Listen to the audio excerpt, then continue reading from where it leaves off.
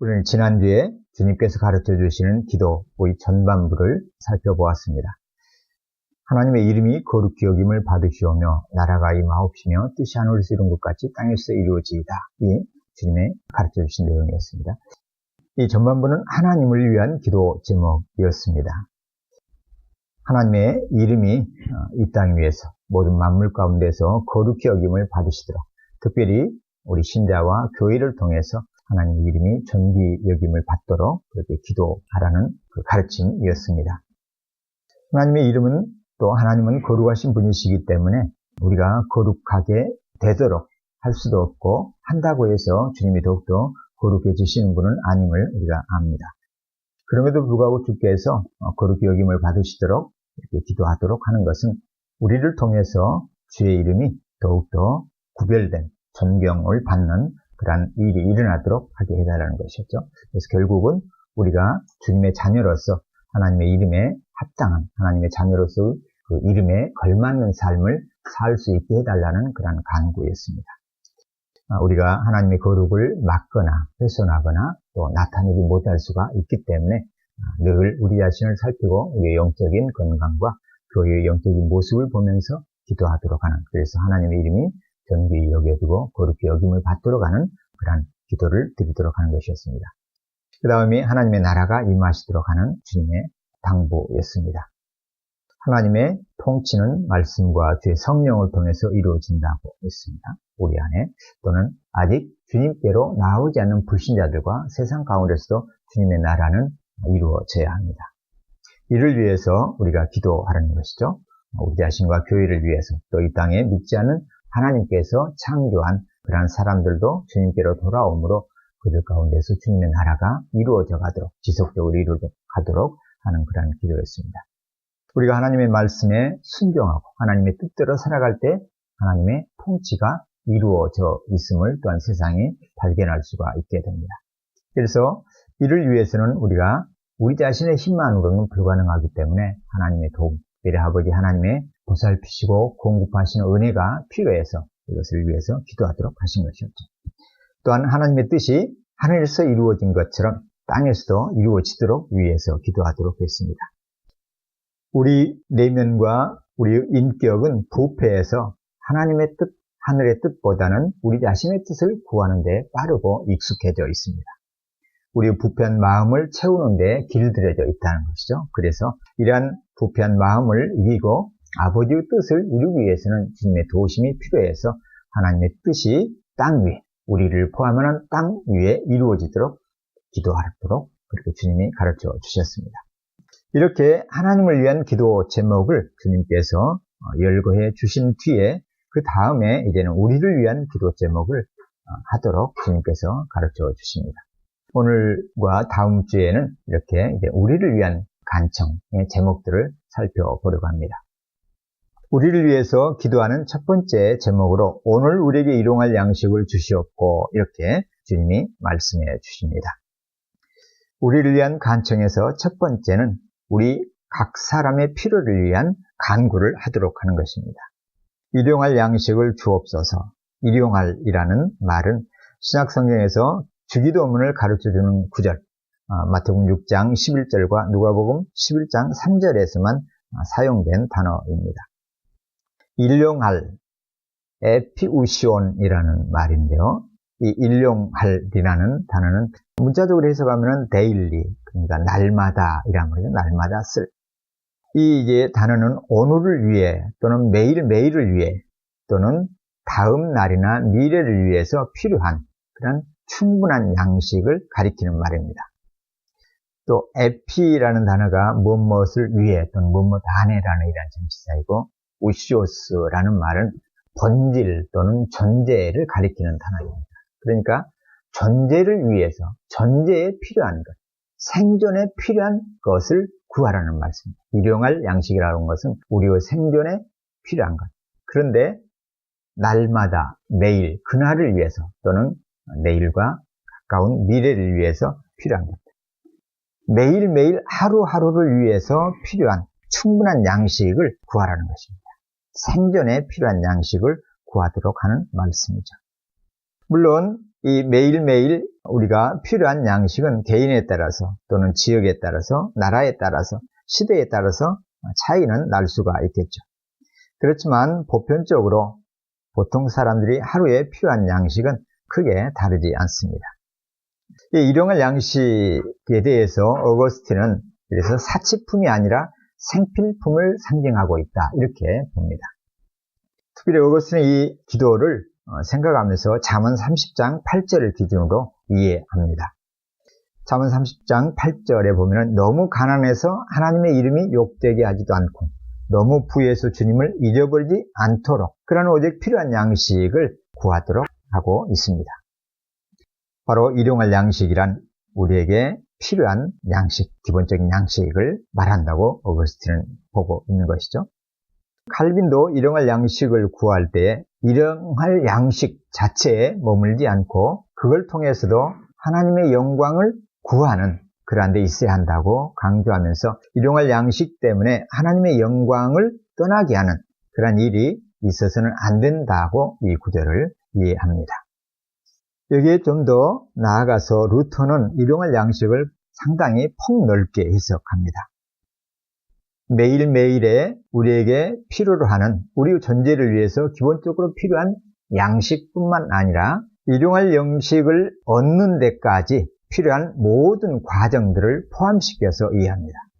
루터 해석을 좀 구체적으로 보면은 일용할 양식을 얻기까지에는 여러 단계가 필요하죠. 예를 들면 우리가 매일매일 먹는 밥을 기준으로 보면은 씨앗이 필요하겠고 농부 수고가 필요하겠고 밭이 필요합니다. 또한 적절한 수분과 햇빛이 필요합니다. 이런 한 톨의 쌀이 등장하기까지는 자연 조건과 농부 노동력과 지혜와 또한 하나님이 주시는 비와 햇빛, 토양의 양분이 필요하다는 것이죠. 이런 것 가운데 어느 하나를 결정적으로 잃게 되면 우리는 밥을 얻을 수가 없게 됩니다. 또한 곡물이 재배되어져서 이제는 음식으로 만들어지기까지는 탈곡 과정이 필요하고 또 빻고 그것을 또 빵이나 떡으로 만들기 위해서는 제조 과정이 필요합니다. 그리고 각 소비자에게 전달되기까지는 유통 과정이 다 필요하죠. 그러기 위해서는 저장하는 시설, 운반 시설 또는 판매하는 그런 공급자 이렇게 하나의 생명을 위해서 양식이 공급되기에는 총체적인 과정들이 다 동원되어지고 있다는 것이죠. 그래서 루터는 이런 모든 과정을 위해서 기도하도록 하는 것이 일용할 양식을 위해서 기도한다 이렇게 이해하고 있습니다. 사실 그렇죠. 곰곰이 생각을 해보면 땅이 아무리 넉넉해도 일할 수 있는 일꾼이 없거나 다 군대로 동원되거나 또는 뭐 어디 수용소에 이렇게 있다든지 그렇게 되면은 노동력을 제공받을 수가 없게 되는 거죠. 또 아무리 많은 농산물을 생산한다고 할지라도 어떤 사람이 독점을 하거나 매점 매석을 하게 되면은 분배가 이루어지지 않죠. 가격이 폭등하고 그러면은 재산이 부족한 사람은 양식이 많아도 굶을 수밖에 없게 됩니다. 이렇게 보면은 공정한 매매가 이루어져 들어가는 사회 정의를 위해서 기도해야 될 필요를 느끼게 되어지고 일용할 양식을 위해서 기도하는 것은 바로 이러한 데까지 기도해야 됨을 알 수가 있습니다. 그렇기 때문에 일용할 양식을 위해 기도하는 것은 일용할 양식을 방해하는 모든 것을 저항해야 한다는 의미도 담고 있다고 루터는 이해하고 있습니다. 일용할 양식, 생존 자체를 위해서 기본적으로 필요한 것, 이것을 위해서 기도하는 것은 마땅한 것이죠. 일용할 양식에게는 육체의 필요도 있지만 또한 생각을 해보면 우리 인간은 육체로만 구성되어 있는 것이 아니라 마음, 영혼, 정신 이런 보이지 않는 비물질적인 요소도 있습니다. 그래서 정서적인 필요를 위해서도 기도해야 함을 알 수가 있죠. 또 우리 인간은 홀로 살 수가 없어서 소집단이나 공동체 속에서 살아갈 수밖에 없습니다. 그러면은 관계적인 돌봄과 채움, 나눔, 사랑의 또는 소통 이런 것들이 기본적으로 필요합니다. 그런데 이런 데 있어서 어려움을 느끼는 사람들도 많죠. 사람을 만나는 것이 두렵거나 소통을 잘 못해서 늘 다툼과 분열을 일으키는 그러한 약한 사람들도 있습니다. 그런 모습을 보면서 일용할 양식을 위해서 기도할 때는 우리 주변에 있는 사람들이 다 정서적인 건강함을 가지고 관계의 건강함을 가지고 함께 아름다운 공동체를 이루어 나가도록 하는 그런 기도도 우리가 함께 해야 된다는 것을 알 수가 있습니다. 또한 개인적인 소그룹이나 이런 집단을 벗어나서 국가 자체도 중요하죠. 국가 사회의 제도적인 지원도 우리가 일용할 양식을 잘 공급받고 누리기 위해서는 필요합니다. 아무리 개인들이 한 작은 그룹들이 열심히 충성을 다한다고 할지라도 국가 권력 가운데 최고 권력자가 독재를 하거나 전횡을 일삼게 되면 온 백성이 어려움을 겪게 됩니다. 독재자가 통치하면 부분배가 제대로 이루어지지 않고 그렇기 때문에 약한 사람들은 부 혜택을 공급받지 못하고 어려움을 겪게 됩니다.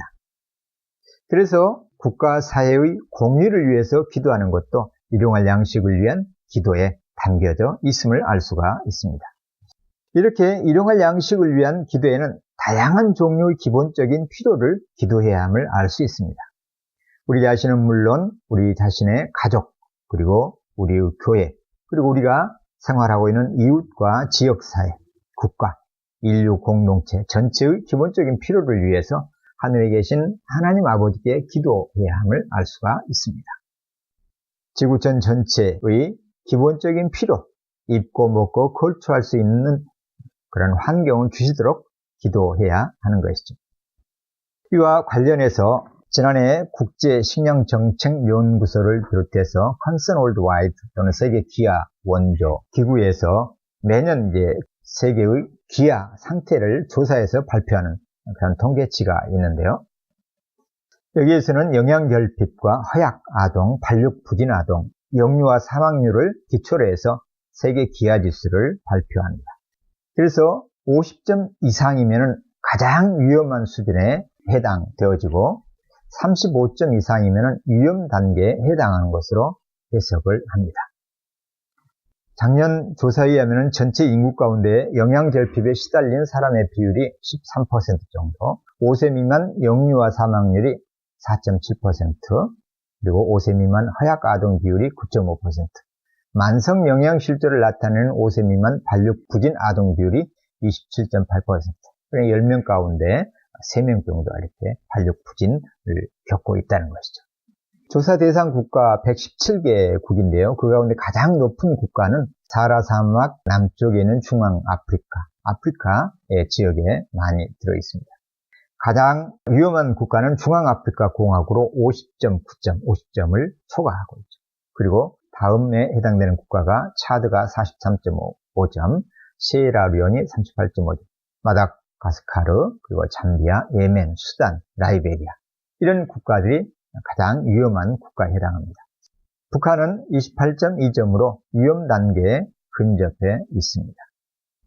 이 기화와 영양 실조가 연구원에 의하면은 어떤 지리 환경적인 요인뿐만이 아니라 사회 정치적인 요인도 이런 기화의 중요한 요인이라고 분석하고 있습니다.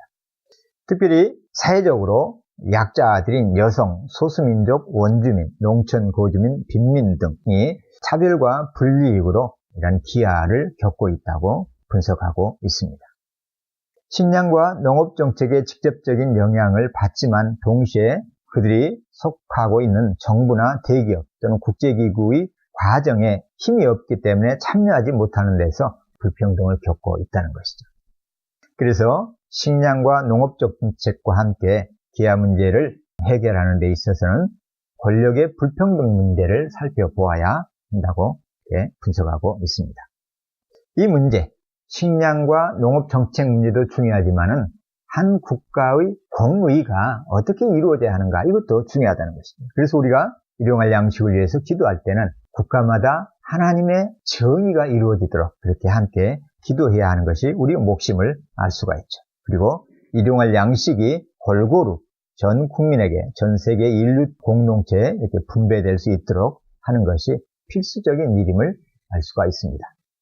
어떤 보도대로 이 땅에 굶주림이 있는 것은 식량이 부족해서가 아니라 식량은 남아 돌아가는데 공급이, 분배가 제대로 이루어지지 않는 그런 탐욕으로 말미암는다. 이런 분석이 있는 것을 볼 때 주님이 가르쳐 주신 이 기도가 얼마나 중요한 기도이며 얼마나 참으로 절박한 기도인가를 알 수가 있습니다.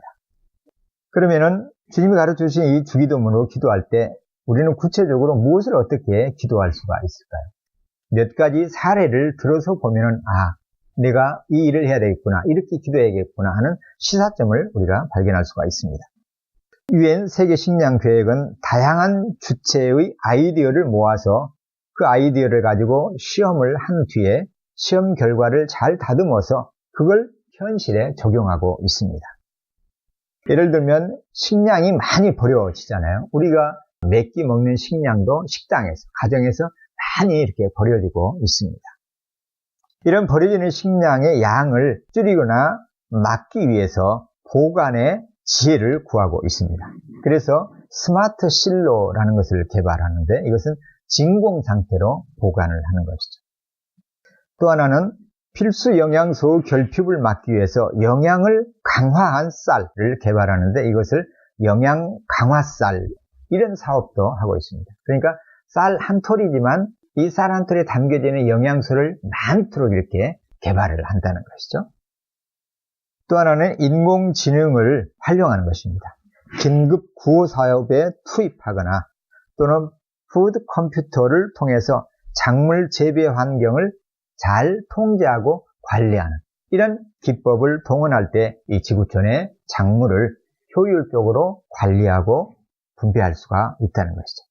이런 것을 볼 때는 일용할 양식을 위한 기도에는 이렇게 다양한 인간의 지혜와 기술이 필요하고 나는 이런 면에 살펴볼 때 내가 가진 은사를 갖고 뭘 하면 좋을 것인가, 이런 것들을 함께 기도할 수 있어야 된다는 것이죠. 그래서 우리 교회가, 신자가 하나하나 드리는 기도가 새로운 정보, 또 현실에 대한 이해를 뒷받침으로 할 때 일용할 양식을 위한 기도가 구체화되어지고 더 정확하게 하나님의 뜻에 맞는 기도를 구할 수 있음을 알 수가 있습니다. 컨선 월드와이드의 세계 기아지수 책임자는 잠비아의 발육부진 아동 문제를 해결하는 것을 목표로 해서 영양 개선형 농업 사업을 진행하고 있습니다. 또 아일랜드 식품기업인 캐리그룹과 국제식량정책연구소는 함께 힘을 합쳐서 농업 생산량을 증진하고 다양한 작물을 기르도록 돕고, 그래서 지역의 영양 문제를 해결하고 있습니다. 또 습성 영양실조 회복력 강화 프로그램이라는 프로그램을 통해서 차드 고드베이다 지역에 이것을 적용하여서 토양을 보호하여 재난이 와도 복구가 쉽도록 하고 있습니다. 또 우리나라의 C기업도 세계 최초로 원당과 포도당을 원료로 한 아미노산 생산 기술을 가지고 기아 극복에 힘썼습니다. 옥수수 찌꺼기, 폐식재 등을 잘 활용해서 친환경 발효공법으로 체내 흡수율이 높은 아미노산을 생산해서 곡물 공급 문제와 환경 문제를 동시에 해결하는 사례도 있습니다.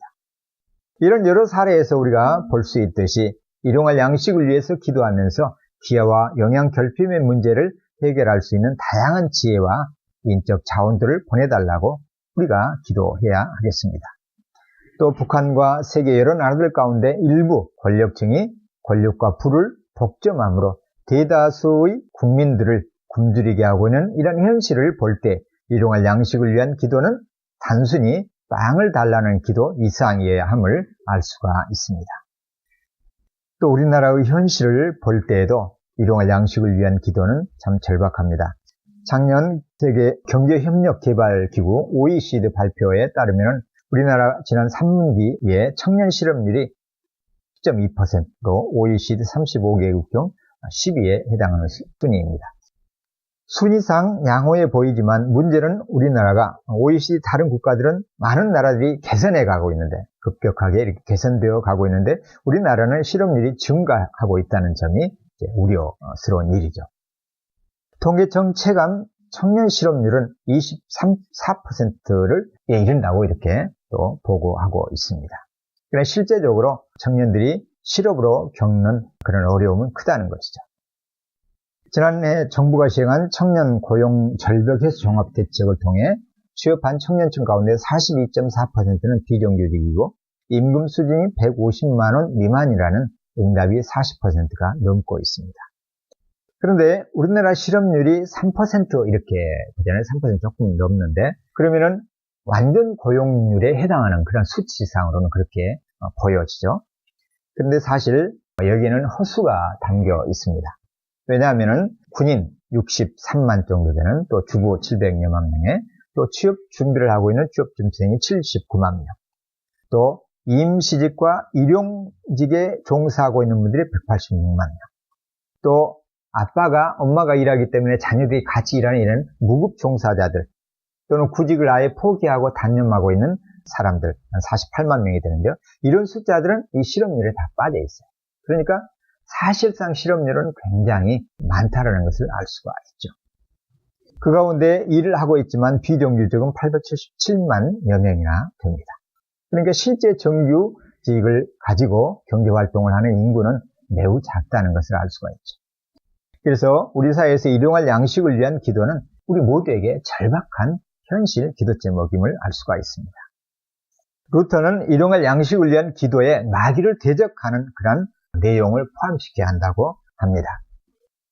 왜냐하면 마귀의 가장 큰 목표가 하나님의 백성들이 하나님으로부터 받은 모든 것을 빼앗아버리고 그래서 하나님께서 공급해 주시는 것을 받지 못하도록 방해하기 때문에 이런 마귀의 공격을 분쇄하도록 막도록 하기 위한 기도가 또한 일용할 양식을 위한 기도다. 그렇기 때문에 이 기도를 해야 한다. 이렇게 우리에게 전해주고 있습니다. 마귀는 우리를 거짓말로 속이고 화려한 것으로 미혹하고 육체의 욕구에 탐닉하도록 하고 또 공포를 조성해서 우리를 떨게 해서 자신의 손아귀에 남아있도록 쉼없이 우리를 공격합니다. 재물의 힘이나 불법적인 공권력을 사용하여서 개인과 공동체의 평화와 공의를 깨도록 유혹하기도 하고 억압하기도 합니다.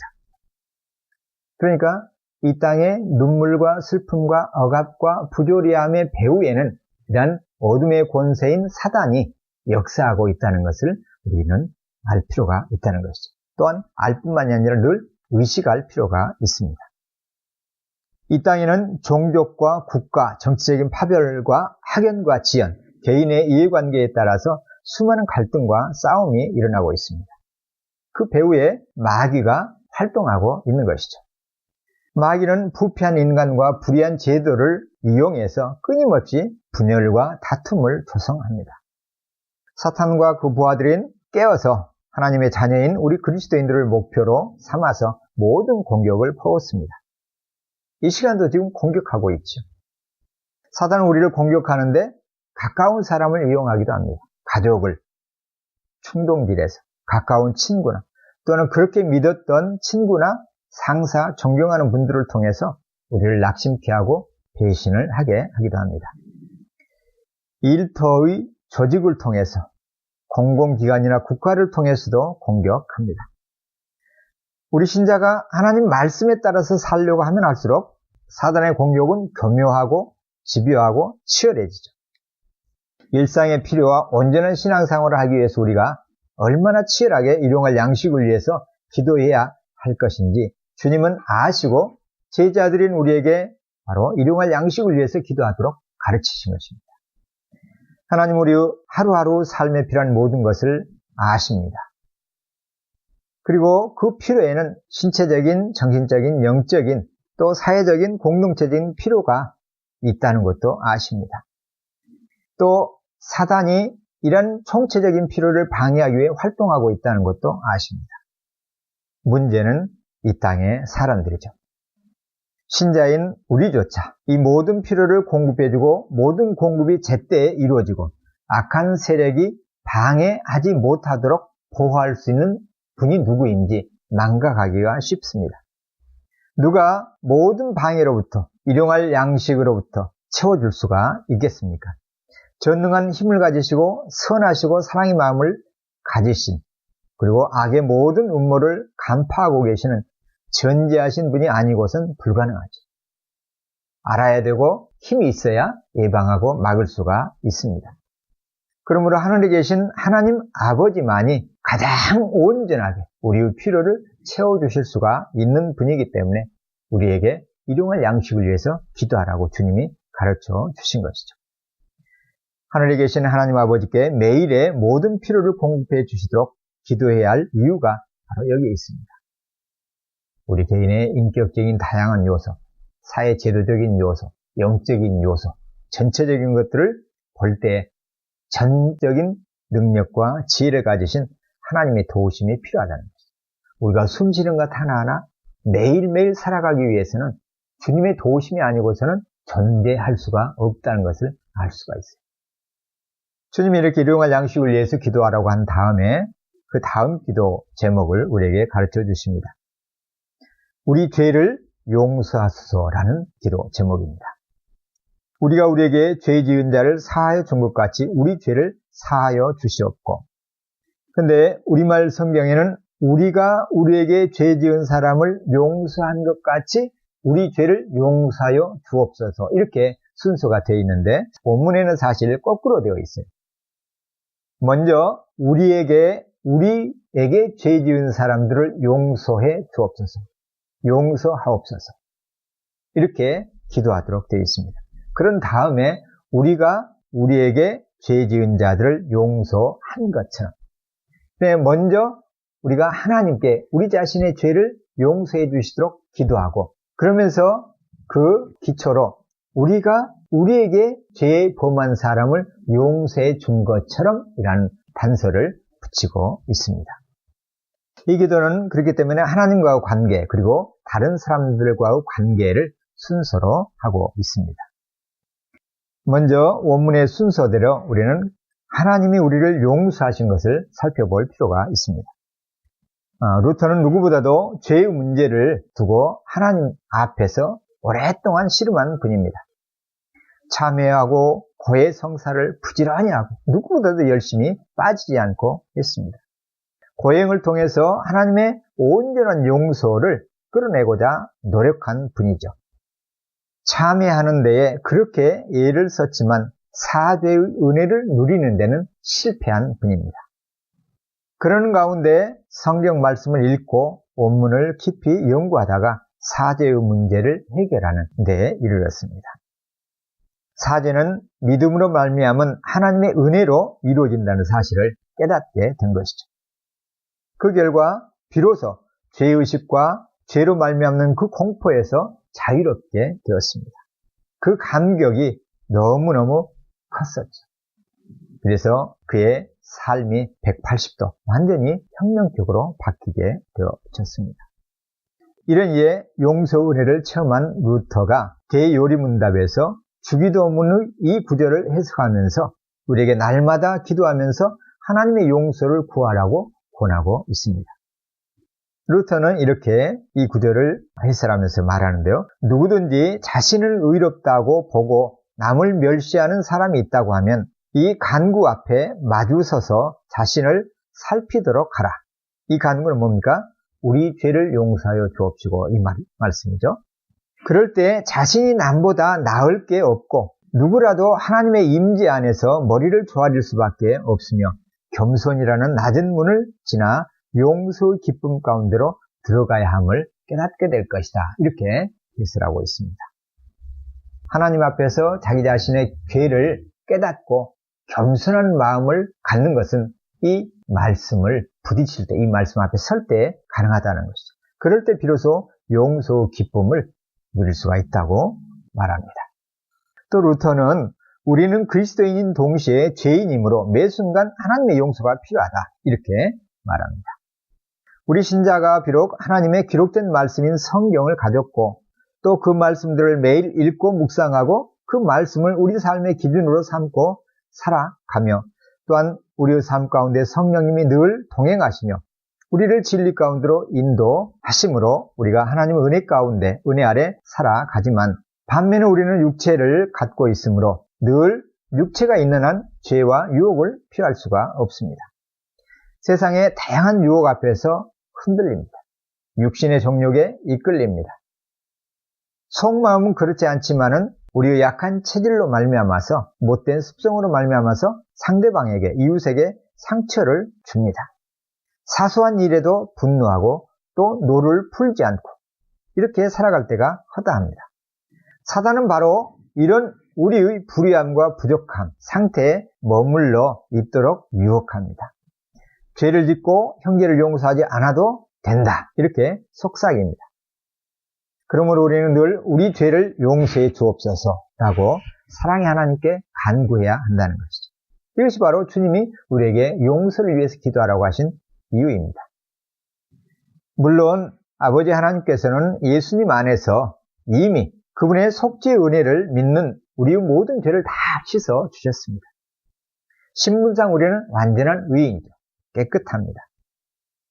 그렇기 때문에 예수님이 우리로 하여금 우리의 죄를 용서해 주옵소서 이렇게 기도하도록 하시는 것은 뭔가 하면은 예수 그리스도의 속죄의 은혜를 밑바탕으로 우리의 모든 죄를 용서하셨다는 하나님의 그 약속을 기초로 삼아서 하나님 아버지께 우리 죄를 용서해 주시도록 간청하라는 말씀입니다.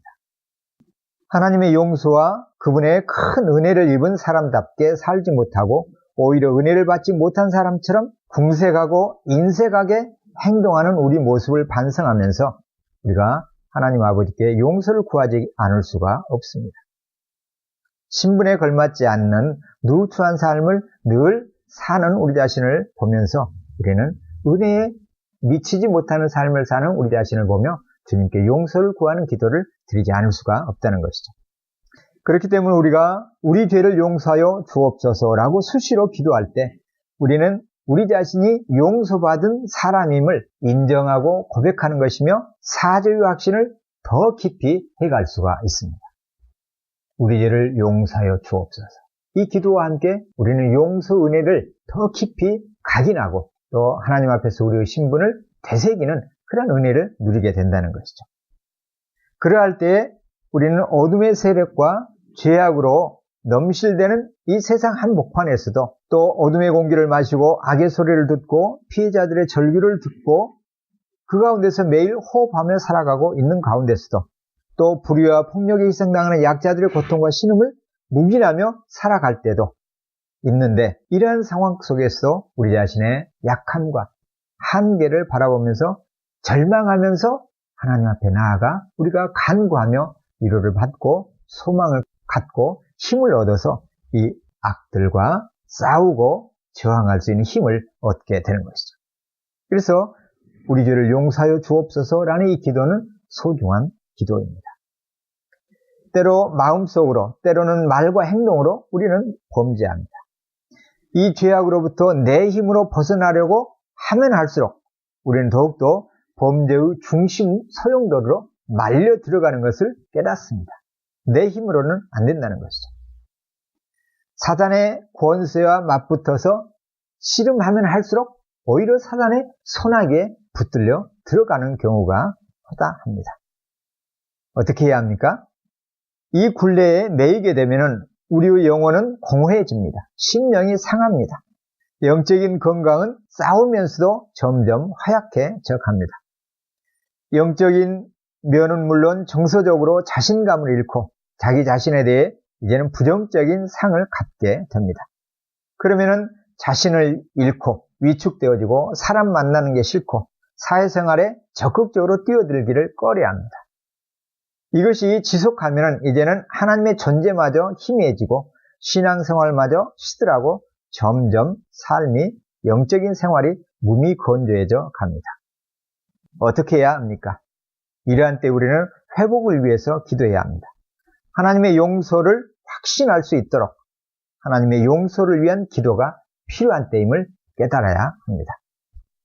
우리 안에는 어떤 신뢰의 근거도 없고 의로운 구석도 하나도 없음을 알고 우리의 몸을, 우리의 마음을 낮추어야 합니다. 원래 우리가 어디에 있던가를 깨달을 필요가 있죠. 원래 우리는 죄인이었습니다. 이 용서의 기도 앞에서 우리는 우리의 원래 자리를 확인할 수가 있습니다. 그리고 그 자리로 돌아가게 됩니다. 겸손의 회복이죠. 영적 정체성을 지각하게 되는 순간입니다. 이미 죄로 말미암아 죽었던 자임을 깨닫는 것이죠. 하나님의 은혜와 사죄의 은총이 없었다고 하면 우리는 지극히 큰 범죄로 영원한 멸망 가운데 멸망했을 존재임을 생각해야 합니다. 그리스도 예수 안에 있는 하나님의 용서로 우리는 죽음과 지옥의 행벌에서 영원히 벗어났습니다. 이 은혜를 되새기는 것이 아버지여 우리 죄를 용서하소서라는 기도입니다. 실제로 우리는 매일 죄를 저지릅니다. 죽을 때까지 끊임없이 범죄할 것입니다. 우리 편에서 보면은 우리는 우리 죄로 인해서 늘 하나님의 진노를 쌓아갑니다. 그럼에도 불구하고 놀랍게도 하나님은 우리 죄를 늘 보시면서도 매를 들어 때리지 않으십니다. 왜 그럴까요? 하나님 아버지는 우리의 죄를 보시지만 동시에 독생자 예수님 안에서 베푸신 속죄 사역을 기억하시고 그리스도의 중보 기도를 들으시기 때문에 그렇습니다.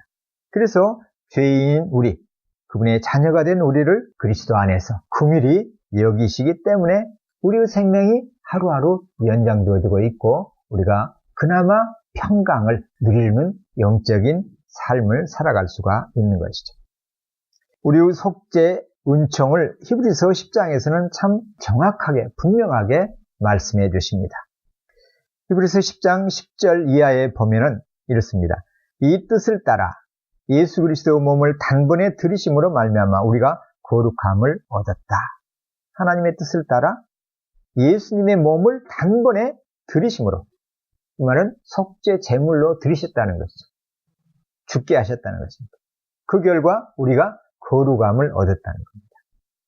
그래서 구약의 제사장은 매일 서서 섬기며 자주 같은 제사를 드리지만 이 제사, 즉 그리스도의 속죄 제사는 언제나 죄를, 이 제사는 이제 제사장들이 구약에 드렸던 제사는 죄를 언제나 없게 하지 못하지만 반면에 이제 오직 그리스도는 죄를 위하여 한 영원한 제사를 드리셨고 이제 하나님 우편에 앉으셔서 그 후에 자기 원수들을 발등상이가 되게 하실 때까지, 즉 밟으실 때까지 그분의 권세로 죄악의 원수, 사단의 원수들을 무력케 하는 것이죠. 실패하게 하는 것이죠.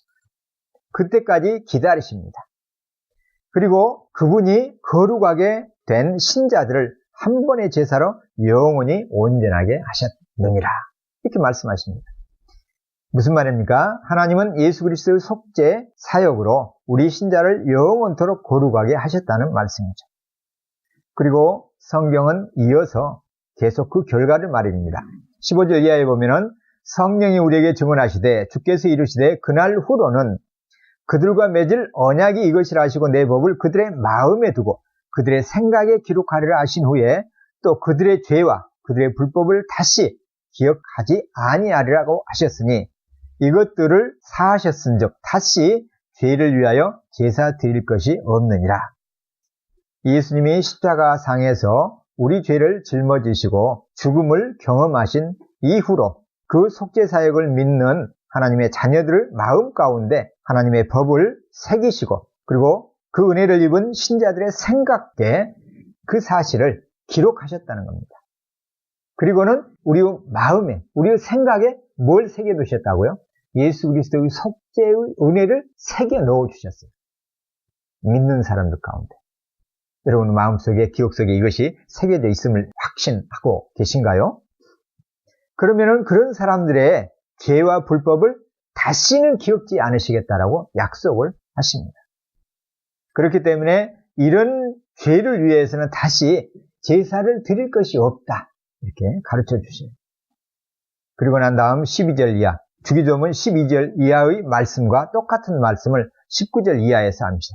그리스도 속죄 제사의 혜택은 무엇인지 19절 이하에서 히브리서 10장 19절 이하에서는 이렇게 말씀하시는데요. 그러므로 형제들아 우리가 예수의 피를 힘입어 성소에 들어갈 담력을 얻었나니 그 길은 우리를 위하여 휘장 가운데로 열어놓으신 새로운 살 길이요 휘장은 그의 육체라.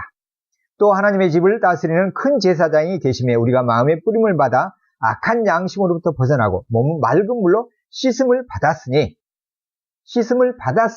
그런 다음에 뭐라고 하시는가 하면은 참 마음과 온전한 믿음으로 하나님께 나아가자. 거룩하신 하나님 아버지께 어떻게 나아갈 수가 있어요? 죄인의 모습으로는 나아갈 수가 없죠. 나갔다가는 즉사하죠. 그런데 어떻게 나아갈 수가 있어요? 하나님의 독자 아들이신 성자 하나님의 희생으로 성자 하나님이 사람이 되셔서 이 땅에 오셔서 십자가상에서 흘리신 그 핏값으로 우리가 담대히 하나님의 보좌 앞에 이제는 의로운 신분으로 나아갈 수가 있게 되었다는 거예요. 하나님의 보좌 앞에 나아가서 우리가 하는 거예요. 뭐예요? 기도하는 것이죠. 그분과 사귐을 갖는 것이죠. 대화를 나누는 것이죠. 교제하는 것이죠. 그분의 음성을 듣고 그분께 우리 필요를 구하는 것. 그 가운데 이 용서해 주옵소서라는 기도를 우리가 드려야 함을 주님께서 가르쳐주고 있으십니다. 그렇기 때문에 하나님의 은혜를 확신하는 사람은 언제든지 낮이나 밤이나 어느 때든지 아무리 이제는 소망이 없다고 생각하는 그 순간이라도 또는 어떤 처지에 있든지 간에 하나님 나는 이제는 다시는 용서받지 못할 극악한 죄를 범했습니다 라고 할지라도 그 처지에 있을지라도 하나님 앞에 나 때문이 아니라 우리 때문이 아니라 오직 예수 그리스도의 십자가 때문에 그 은혜를 붙들고 하나님께 담대히 나아가서 기도할 수가 있습니다. 그래서 주님은 하나님의 용서를 위해서 담대히 기도하도록 요구하십니다. 우리 죄를 인정하고 깨닫는 사람은 겸손한 사람입니다. 그렇기 때문에 용서를 위한 기도는 영적인 교만에 빠지지 않도록 하는 기도입니다. 회개하지 않는 태도는 하나님과 관계가 바르지 않다는 것을 보여줍니다. 용서를 구하는 회개의 모습을 잃은 사람은 속죄의 은혜를 확신하지 못하여서 복음을 누리지 못하는 사람입니다. 홀로 죄와 마귀와 싸우느라고 영혼이 황폐해지고 결국 싸우다 보면은 마귀를 닮아가게 됩니다. 돌과 같이 마음이 단단해지기가 쉽고 사람들에게는 기회가 주어지는 대로 강팍한 언행을 보이게 됩니다. 물론 삶에는 기쁨도 없습니다. 교회 생활을 하면서도 확신이 없고 감사와 기쁨을 누리지 못합니다. 바로 이러한 때가 어떤 때입니까? 하나님의 용서를 위해 기도해야 할 때라는 것이죠. 진심으로 온 힘을 다해서 주님 저를 용서하여 주옵소서. 이 큰 은혜를 받았음에도 불구하고 은혜를 깨닫지 못하고 있습니다.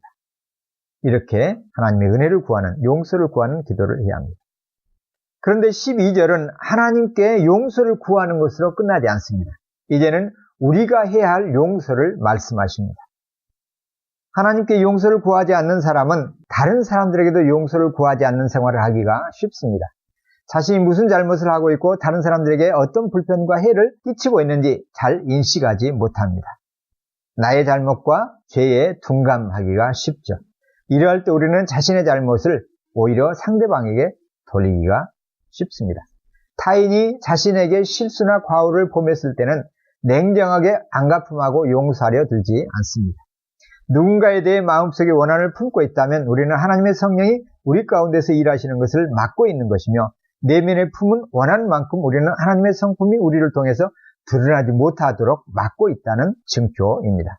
이런 모습으로 하나님의 용서를 구한다고 하면 하나님과 사람에 대해 두 가지 잣대를 적용하는 이중적인 태도가 될 것이고 하나님 앞에서 위선을 보이는 모습이 될 것입니다. 그래서 칼빈은 기독교 강요 3무 20장에서 마음의 미움의 감정을 계속 품고 있다면 또 복수할 생각을 하거나 어떻게든 안갚음할 기회를 엿보고 있다면 상대방의 호의에 맞게 배려하려고 힘쓰지 않는다면 이 주기도문을 드려봐야 하나님께 우리 죄를 용서하지 말아달라고 간청하는 꼴이 된다고 지적하고 있습니다. 그렇기 때문에 우리가 우리에게 죄 지은 사람을 용서하여 주옵소서라는 기도가 우리에게 있어야 합니다. 우리 이웃의 죄를 용서해야 한다는 말씀이죠. 하나님은 우리를 매번 우리 죄를 모든 죄를 용서해 주십니다. 그렇다면 우리도 다른 사람들의 죄를 용서해야 합니다. 타인의 죄를 용서하기 위해서 우리는 우리 결심과 힘만으로는 안 됩니다. 주님의 도우심과 은혜가 필요합니다. 그러므로 우리는 타인의 죄를 용서할 수 있도록 아버지 하나님께 간구해야 하는 것이죠. 개인적인 사사로운 잘못은 물론 심지어 우리가 일용할 양식을 갖지 못하도록 방해하는 불의한 권력가나 탐욕스러운 사업가들이나 악행을 저지른 사람들마저 용서해야 합니다. 크든 작든 우리도 그런 과오를 저지른 사람이기 때문에 그렇습니다. 그러기에 만일 우리가 타인의 잘못을 용서하지 않는다면 우리 또한 하나님의 용서를 기대해서는 안 됩니다. 더욱 우리는 하나님으로부터 돈으로 환산할 수 없는 가치, 곧 독생자와 피값을 치르고 용서를 받은 사람들이기 때문에 마땅히 용서해야 합니다. 용서하지 않는다면 우리는 용서하지 않은 불의와 함께 은혜를 저버린 자라는 오명을 갖게 될 것입니다. 용서할 때 죄와 마귀의 매임에서 해방됩니다. 동아일보 한 그 기사를 보니까요, 책을 소개하는 박선희 기자의 기사 글인데요. 책 제목은 이렇습니다. 끔찍한 고통을 겪으며 결심했다. 용서하기로. 이 저자는 용서에 대해서 책을 쓰고 있는데요. 일상의 삶에서 실제 끔찍한 비극을 경험한 사람들의 이야기를 담고 있습니다. 한 예로 런던에 살고 있는 아이도 부부의 셋째 아들 데이빗이 자택 근처 공원에서 살해당합니다. 아들을 죽인 범인은 비슷한 또래의 소년이었습니다. 몇 년을 고민하다가 아들을 죽인 소년을 만나러 갑니다. 소년은 교도소 안에서 용서해달라고 펑펑 옵니다.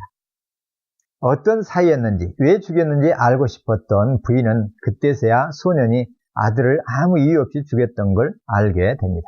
그냥 그 자리에 칼이 있었고, 그래서 일이 일어난 것이죠. 그녀는 무너지듯 울면서 내뱉습니다. 나는 데이빗 때문이 아니라 너 때문에 울고 있단다. 네 인생에 무슨 짓을 한 거니? 아들을 죽였을 뿐만 아니라 자신을 살해했다라는 내용을 이 부인이 발견하고 이 얘기를 한 것이죠. 캐시라는 사람은 발레 무용수이자 미인대회에서 우승하기도 한 사랑스러운 딸이 있는데, 이 딸이 일하러 간 타지에서 잔혹하게 살해를 당합니다. 그리고 일상의 삶은 완전히 바뀌어 버리죠. 그리고 세월이 흐릅니다. 선고 공판쯤 가해자 어머니를 법정에서 만나게 됩니다. 그 만남 이후로 생각이 바뀝니다. 살해당한 아이의 어머니로 사는 것보다 더 가혹한 삶이 있을 수가 있다는 것을 깨닫게 된 것이죠. 살인자인 아들을 둔 어머니는 온몸을 떨면서 이 캐시에게로 걸어옵니다. 캐시는 알 수 없는 깊은 연민을 느끼게 됩니다. 아직 딸을 죽인 살해범은 만나지도 못했지만 그곳을 향해서 나아갑니다. 그리고 캐시는 우리가 설명하지 못하는 것이 너무 많지만 그 의문들을 사랑할 수 있어야 합니다. 라고 말합니다. 기자는 또 하나의 얘기를 소개하는데요. 내전 중 반군에게 성폭행을 당하고 눈앞에서 아들이 살해당하는 것을 지켜봐야 했던 한 시에라리온의 세타조라는 사람이 가해자가 용서를 구하며 내미는 손을 어렵게 잡은 뒤에 이렇게 말하고 있음을 소개합니다. 그의 손을 잡았을 때 나는 흐느끼고 있었다. 절망감 때문이 아니라 어쩌면 이 끔찍한 과거 고통을 내려놓고 앞으로 나아갈 수 있을지도 모른다는 안도감 때문이었다. 우리가 용서를 많이 듣게 됩니다. 특별히 오늘 한국 사회에서 이 끔찍한 일들을 우리가 듣고 또 기사를 보면서 용서라는 단어를 많이 우리가 듣습니다. 그러나 용서는 쉽게 말할 수가 없는 단어입니다. 특별히 고통을 당한 자의 편에 서서 생각을 해보면 더더욱 그러합니다. 그들이 수년 동안 당하고 생채기했던, 고통 가운데서 울부짖었던 그 아픔의 분량을 생각한다고 하면 쉽게 용서라는 단어를 꺼내 놓기도 어렵습니다. 마치 어떤 사람들은 용서가 만병통치약인 것처럼 말하기도 합니다. 쉽게 용서라고 하기도 하죠. 그렇지만 가해자의 진심 어린 사죄와 회복을 위한 대가 치름이 선행되지 않고 또 수반하지 않고 일방적으로 용서를 강요하는 어떤 메시지도 설득력이 없을 것입니다. 그런 면에서 인류 역사상 가장 억울하고 가장 부당하고 가장 처참하게 죽임을 당한 한 주인공의 말을 우리는 귀담아 듣게 됩니다. 바로 하나님의 아들이신 나사렛 예수 그리스도의 말씀입니다. 이분은 가장 끔찍한 피해를 당한 분이기 때문에 이분의 고백을, 이분의 권면을 우리가 외면하기가 어렵죠. 그분이 뭐라고 하십니까? 그분이 뭐라고 가르치신가요? 우리 죄를 용서하소서. 우리가 우리에게 죄 지은 자를 용서한 것과 같이. 그분은 또한 마태복음 6장 14절 이하에서 너희가 사람의 잘못을 용서하면 너희 하늘의 아버지께서 너희 잘못을 용서하시려니와 너희가 사람의 잘못을 용서하지 아니하면 너희 아버지께서 너희 잘못을 용서하지 아니하시리라. 부활하신 주님으로부터 직접 가르침을 받으신 예수님의 제자 사도 바울도 이렇게 권면합니다. 에베소 4장 32절에 보면은 서로 친절하게 하며 불쌍히 여기며 서로 용서하기를 하나님이 그리스도 안에서 너희를 용서하심과 같이 하라. 이 말씀을 우리 모두는 외면할 수가 없습니다. 왜 그렇습니까? 앞에서 우리가 소개했던 피해자, 끔찍한 재난을 겪었던 분들의 고백과 같이 용서는 자기 자신을 살리는 길이기 때문에 그러합니다. 그래서 주님이 이것을 위해서 기도하도록 우리에게 가르쳐 준 것이죠. 우리가 일용할 양식과 함께 용서를 위해서 우리 자신은 물론 이 땅에 많은 어려움을 겪고 있는 분들을 위해서 또 심지어는 가해자까지도 용서를 구하는 일이 일어나도록 함께 기도해야 될 이유가 여기에 있고, 그래서 우리가 이 주님의 기도를 함께 듣고 이 기도를 우리가 함께 드려야 하겠습니다.